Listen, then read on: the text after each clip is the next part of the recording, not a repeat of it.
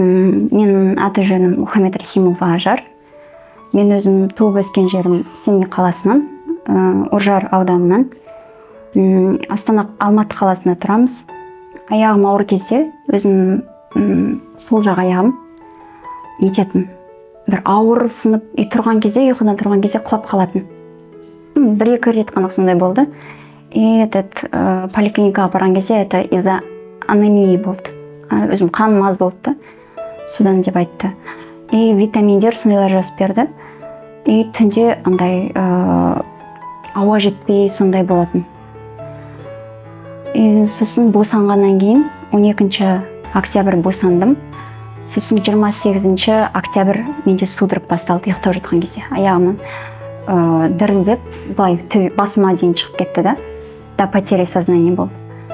Сонымен МРТ-ға түстік Алматы қаласында. Сол жақта айтты, что басында образование бар деп. И сол кезде біз іздестіре бастадық, жақсы нелерді, сосын шетелді де қарадық.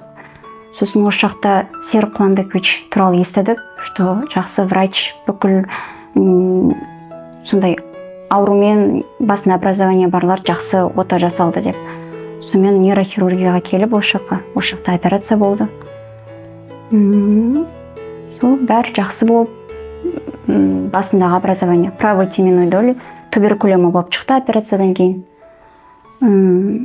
Сонымен педиатрларды учетта тұрып, солардың дәрісін ішіп, сосын міне осы 23 жылы 7 октябрь күні балам басталды, баламда. Ол просто құса берді. Сосын біз скорый шақырдық. Күніне 4 рет құсқаннан кейін біз скорый шақырдық 7 октябрь. Сосын айтты, что энтеровирус қазір балаларда жүріп жатыр, сондай. Температура жоқ, тек қана сол құсу ғана болды. Сосын 8 октябрь тоже продолжался солай. Ішпейді, тамақ ішпейді, ішінде ішпейді, жата береді, ұйықтай берді. Сон 9 октябрь уже скорый шақырып, бізді неге апарсын дедік. Инфекционныйға, энтеровирус болса. Сон инфекционныйда өздерінің нелерін салды. Система, укол, бірақ көмектеспеді. Сон главврач келіп, сол жердің КТ-ға түсіріңдер деп сөйтті. Сон КТ-ға түсіргенде балада да образование болып сөйтті. Несінде ғой 4-й желудочек деп айтты. Реанимациядан сразу Алматыда болдық, санавиациямен осы жаққа келдік. И сразу реанимацияға алып кетті. Тоже сол жақта да қарады. И нейрохирургияға түскеннен кейін уже нормально, состояниесі нормально болды. Кішкене сөйлеп, сөйтіп. 16 октябрь біз нейрохирургияға келдік. 20 октябрь уже операцияны жасады. Өзімнің операциямда. Сол кезде ол кісіні бірінші рет көрдім. Ол кісінің жасы негізі үлкен деп айтқан, бірақ андай өзіне деген салмақты, сондай мықты, жүзі де жылы кісі екен. Сразу андай жүрегім елжіреп, бұл кісімен өмірімді алып қалады деген үмітте болдым.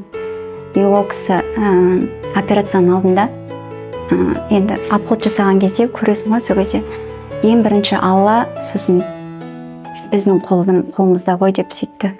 Сосын енді ол кісіге айтасың ғой, енді бәрі қалай өтеді операция деп сұраған кезде сөйтіп айтқан болатын. И сол сөзі адамдандай бүкіл жүрегіміздегі үрейдің бәрін кетіріп, сондай жақсы операция, сондай жақсы үмітпен сеніп барған болатын. Және де нейрохирургия орталығынан бүкіл дәрігерлеріне, Гаухар Сұлтанхановнаға, Айдос Құрмашұлына, Ғабит Ильясұлына, және де тағы басқа көп қой ол жерде мықты дәрігерлер, сол кісілерге айтар алғысымыз шексіз. Мен қуаныштымын, что біздің Қазақстанда осындай орталық барына, нейрохирургия орталығына ашқан Серік Қуандықұлына рахмет үлкен.